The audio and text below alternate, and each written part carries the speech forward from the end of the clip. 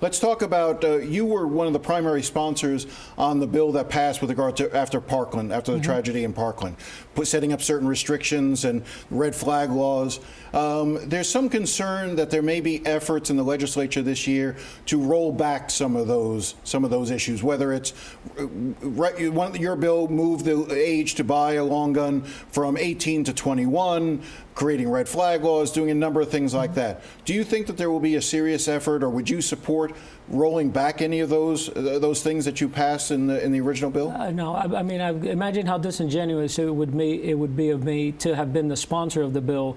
It was last year, but really it was just a few months ago, and then to now write law to repeal that. Either you do know there's going to be an effort to try to undermine Well, sure. I mean, listen, members of the legislature are free to file whatever bills they'd like to file. I'm just, from my standpoint and from a leadership role, it would be disingenuous of me to have crafted a bill, passed it through the House, and then come back and try to repeal parts of it. I don't. It would either say something about my thinking then or my thinking now. How do you think the bill is working? For instance, the red flag laws. Do you think that they're working well?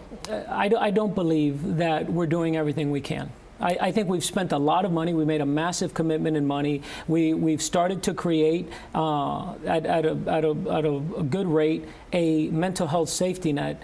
But I'm concerned. I'm concerned that in Broward County, where this terrible tragedy happened, as of December, when the report came out, they still did not yet have policies in place that would have prevented this. I'm concerned that it has become an issue, a political issue about guns, as opposed to the safety of a school and how we truly keep our children safe. I think that, like a lot of issues, it gets highly politicized, but I don't feel that we are significantly more safe than we were last year. One of the issues that's going to come before the legislature is the question of whether or not the Guardian program, which allowed for certain people on campuses, non-instructional people, to be armed, to go through training and carry a weapon. This is likely to try to be expanded to include teachers having that option if they so choose and decide to go through the training. Do you support that? I do. I think, and that's what people don't understand. When we have images in our mind, and when someone says a teacher with a gun, you know, the first thing in your mind is your second grade teacher, Miss Murphy, and you thought, my goodness, you know, mine was Miss Desi. Yeah, Miss Murphy couldn't possibly carry a gun. Well, Miss Murphy would have never passed the almost military-like training that it would have taken to have been deputized by the local sheriff to carry a gun. Miss Murphy couldn't have possibly done the continuing education required or the continuing training to maintain that proficiency.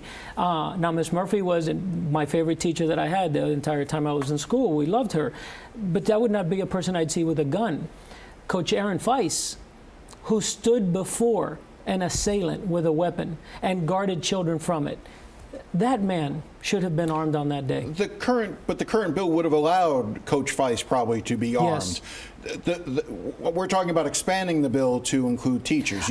I would expand it to anyone that can pass a rigorous physical and mental test and have the proficiency to be deputized by a local sheriff. Do you worry that introducing more guns into schools may make schools less safe, though? I don't believe so, because there's nowhere that we introduce more trained people with weapons do we have more gun violence. You know, the president walks around, goes around the country highly protected.